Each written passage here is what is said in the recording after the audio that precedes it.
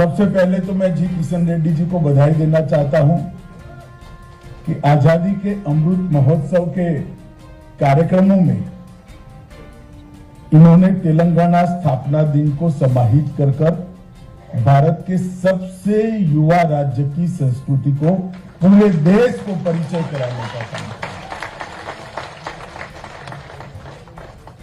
हम सब जानते हैं तेलंगाना की स्थापना का एक बहुत संघर्षपूर्ण इतिहास रहा है। सालों तक इसकी स्थापना के लिए तेलंगाना के युवाओं ने संघर्ष किया, बलिदान दिए और अंततोगत्वा 2 जून 2014 को भारत का इस सबसे युवा राज्य अस्तित्व में आया और मैं आज सभी तेलंगाना वासियों से शुभकामनाएं देना चाहता हूं कि तेलंगाना की संस्कृति, साहित्य, संगीत, वेशभूषा और परंपरा हजारों सालों तक इसी तरह भारत माता का मुकुटमणि बनकर भारत माता के मस्तक पर रखती है। हमारे यहां भारत की कल्पना जो भारत को नहीं समझ सकते वो कभी कर नहीं सकते। हमारे यहां हर राज्य की संस्कृति है, हर राज्य की भाषा है, हर राज्य की वेशभूषा है, हर राज्य का खान पान है। और मैं ऐसा सौभाग्यशाली व्यक्ति हूं, मुझे भारतीय जनता पार्टी ने राष्ट्रीय अध्यक्ष बनाया था। मैं देश भर के सभी जिलों में प्रवास करने वाला व्यक्ति हूं। मैंने इसको बहुत नजदीक से देखा है। सब कुछ अलग होने के बावजूद सबकी आत्मा एक है और वही आत्मा भारत को जोड़कर रखती है। और भारत ने बड़ी खूबसूरती के साथ विविधता में एकता का ये मंत्र आत्मसात कर सांस्कृतिक एकता से भारत की एकात्मता का रास्ता हमने तय किया है। और आज तेलंगाना भी भारत के सबसे युवा राज्य के रूप में दिन दूनी रात चौगुनी प्रगति करे, ऐसी मैं शुभकामनाएं देना चाहता हूं। मित्रों, तेलंगाना के युवाओं के तेलंगाना राज्य की डिमांड के लिए, मांग के लिए जो संघर्ष है, उसकी बात मैं नहीं करूंगा तो मेरी बात अधूरी मानी जाएगी। सालों तक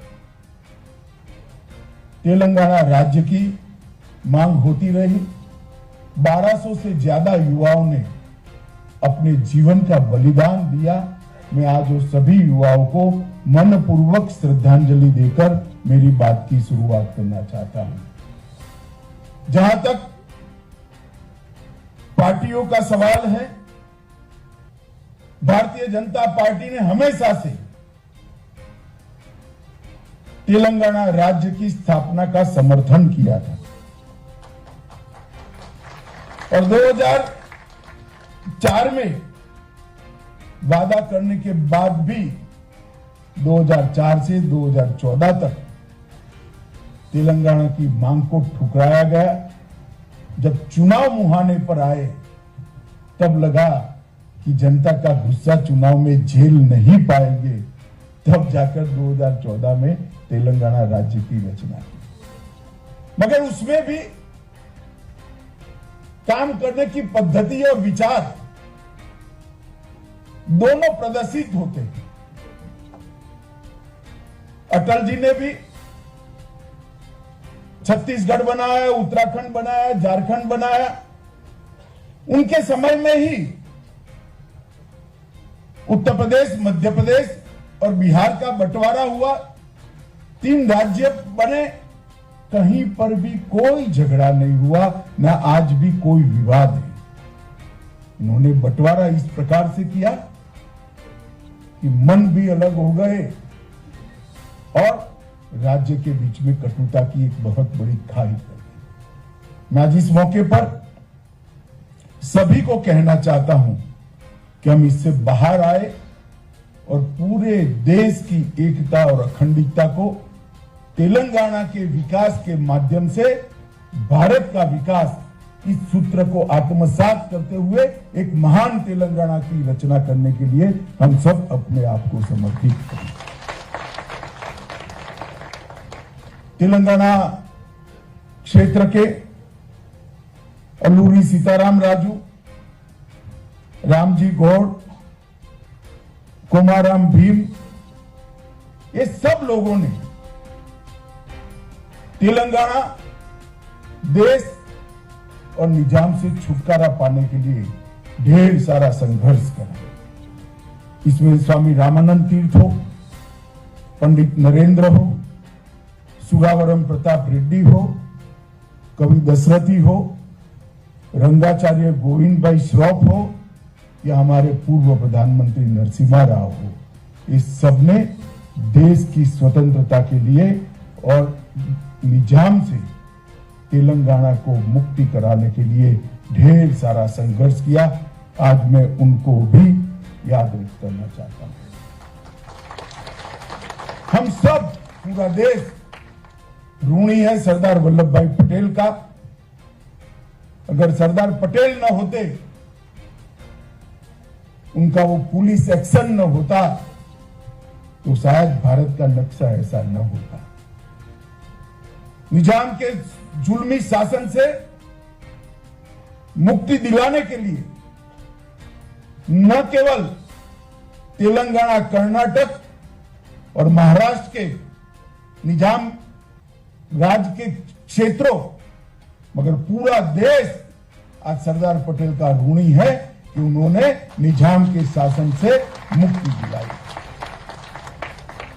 मुझे अफसोस है आज भी तेलंगाना विमोचन दिन, हैदराबाद विमोचन दिन मनाया नहीं जाता है।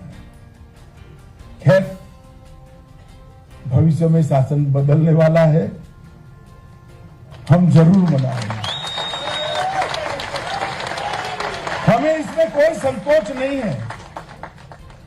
एक ऐसा पराक्रम देश के प्रथम गृह मंत्री ने किया था, हर साल उसको याद कर वो जुल्मी शासन से हमें निपटारा दिलाने वाले वो महान व्यक्ति को श्रद्धांजलि देनी चाहिए। और इसमें किसी को भी संदेह भी नहीं होना चाहिए और किसी को संकोच भी नहीं हो। तेलंगाना की संस्कृति, नृत्य, संगीत, इतिहास, वेशभूषा और खान पान, वो समग्र भारत की संस्कृति के लिए बहुत गौरवप्रद है। अनेक ऐसे तीर्थ है जो समग्र भारत के लिए आकर्षण का केंद्र है। वारंगल किला हो, आलमपुर हो, संगेश्वर मंदिर हो, रामप्पा मंदिर हो या भद्राचलम हो, देश भर के लोग तेलंगाना को आने के लिए, इसको देखने के लिए तेलंगाना आना चाहते हैं। अनेक प्रभावी और सैकड़ों सालों तक प्रभाव छोड़ने वाले चौलुक्य, काकतीय, सतवाहन, वाकाटक, अनेक राजवंशों ने बड़े बड़े साम्राज्य यहां पर स्थापित किए। तेलुगु संस्कृति को प्रस्थापित करने का काम किया और एक ऐसे इतिहास की रचना की जो सालों तक तेलंगाना क्षेत्र को गौरव दिलाता रहे। अब तेलंगाना राज्य की स्थापना हो गई है। भाई किशन ने 8 साल में क्या क्या होना चाहिए था और क्या नहीं हुआ, इसकी डिटेल बात करेंगे। परंतु मैं आप सबको एक बात निश्चित कहना चाहता हूं, केंद्र में नरेंद्र मोदी जी के नेतृत्व में भारतीय जनता पार्टी की सरकार है। हम राज्य और केंद्र के रिश्ते को रिलीजियसली निभाते हैं। हमने कभी भी ऐसा नहीं सोचा किस राज्य में हमारी सरकार है, किस राज्य में नहीं है। किसी भी राज्य के लिए हमने सौतेला व्यवहार नहीं किया। कोई भी राज्य का मुख्यमंत्री अगर दिल्ली में आता है तो उसका पूरा सम्मान हम करते हैं। और हर राज्य के विकास के लिए मोदी जी के नेतृत्व में हम अनेक विध कामों की शुरुआत करते हैं और हम वो सूत्र में विश्वास करते हैं कि राज्यों के विकास से ही देश का विकास हो सकता है। और इसी सूत्र के अनुरूप मैं आज थोड़ा हिसाब भी देना चाहता हूं, क्योंकि मुझे मालूम है बहुत अपप्रचार हो रहा है कि तेलंगाना के साथ अन्याय हो रहा है। मैं अभी हैदराबाद गया था, वहां कहकर आया था, मैं फिर से आज कहना चाहता हूं कि 2014-15 से 2021-22 तक 2,52,202 करोड़ रुपया नरेंद्र मोदी जी ने तेलंगाना के विकास के लिए खर्च किया। मैं फिर से रिपीट करना चाहूंगा, 2,52,202 करोड़ रुपीस। अब कैसे झुठला सकते हो? मेरे पास इसका आना पाई का हिसाब है। अगर आप समय पर कुछ योजनाओं को रिस्पॉन्ड करते तो 2,52,000 करोड़ का एक आंकड़ा है, वो 3.5 लाख करोड़ को पार कर जाता, मगर आपने सहयोग नहीं किया है। ढेर सारे अलग अलग हेड्स के नीचे पैसा भेजा है। 9 बैकवर्ड डिस्ट्रिक्ट के लिए 1800 करोड़ रुपया, डिस्ट्रिक्ट मिनरल फंड में से ट्राइबल जिलों के विकास के लिए 3300 करोड़ रुपया। किशन भाई ने कहा रामागुंडम फर्टिलाइजर फैक्ट्री के लिए 6400 करोड़ रुपया, एम्स तेलंगाना के लिए 1200 करोड़ रुपया, ईएसआईसी मेडिकल हॉस्पिटल सनत नगर और 1200 करोड़ रुपया, जल जीवन मिशन के तहत 2500 करोड़ रुपया, पिछड़ा वर्ग ओबीसी और एसटी एससी के कल्याण के लिए 2500 करोड़ रुपया, हैदराबाद में एनआईपीआर के लिए 300 करोड़ रुपया, 52 लाख लाभार्थियों को मुद्रा लोन के लिए 43,000 करोड़ रुपीस, अमृत योजना के तहत 8,000 करोड़ रुपया, उज्जवल डिस्कॉम इंश्योरेंस योजना में 6100 करोड़ रुपया, हैदराबाद मेट्रो के लिए 661 करोड़ रुपया, रेलवेज के लिए 31,281 करोड़ रुपया, रीजनल रिंग रोड के लिए 8,000 करोड़ रुपया, सर्व शिक्षा अभियान के लिए 1300 करोड़ रुपया। मुख्यमंत्री साहब, ये सूची इतनी लंबी है कि मैं पढ़ने जाऊंगा तो फिर से चुनाव का काउंटिंग आ जाएगा, मगर सूची मेरी खत्म नहीं। मेरा एक ही निवेदन है मुख्यमंत्री जी से कि आप थोड़ा तेलंगाना की जनता को सच बता दीजिए बस, और कभी कभी सच बोलना भी चाहिए। हमेशा बोलना जरूरी नहीं, मगर कभी कभी तो बोलना चाहिए। और मित्रों, मैं रिकॉर्ड पर कहकर आया हूं और आज फिर से रिपीट करना चाहता हूं, तेलंगाना की जनता के लिए कभी हमने, हमारे शासन नहीं है, ऐसे राज्यों के साथ सौतेला व्यवहार नहीं किया है। नरेंद्र मोदी जी मन से मानते हैं कि राज्यों के विकास से ही देश का विकास है। आजादी के अमृत महोत्सव का वर्ष है।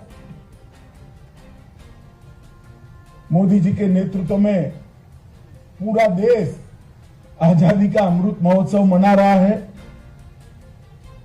तेलंगाना राज्य में से जितना चाहिए इतना सहयोग हमें नहीं मिला।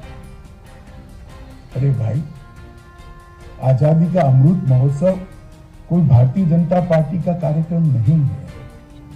आजादी का अमृत महोत्सव मां भारती के भविष्य को संवारने का कार्यक्रम है, भारत के भविष्य को संवारने। आजादी का अमृत महोत्सव भारत के स्वतंत्र सेनानियों को श्रद्धांजलि देने का कार्यक्रम है। आजादी का अमृत महोत्सव भारत के गौरवपूर्ण अतीत को, जिस पर पूरा दुनिया गर्व कर सके, ऐसे हमारे पास्ट को सलाम करने का महोत्सव है। और आजादी का अमृत महोत्सव आने वाली जब देश की शताब्दी मनाई जाएगी तब भारत कैसा होगा इसका संकल्प लेने का महोत्सव है। इसमें आप कैसे दूर रह सकते हैं। खैर, मैं तो बहुत बहुत धन्यवाद करना चाहूंगा किशन भाई का कि आपने आजादी के अमृत महोत्सव के तहत ही ये कार्यक्रम कर कम से कम तेलंगाना के नाम पर भी एक अच्छा कार्यक्रम आजादी के अमृत महोत्सव में हो गया, इतना करा है। मित्रों, भारत का हर राज्य द्रुत गति से, स्पीड के साथ डेवलप हो, विकास करे, और ये सब राज्यों के विकास कोई समांतर नहीं है, पैरेलल नहीं होने वाले हैं। ये सब राज्यों के विकास अलग अलग रास्ते से मिलकर भारत के विकास का नेशनल हाईवे बनाकर भारत माता को विश्व में सर्वोच्च स्थान पर बिठाने का काम कर रहे हैं।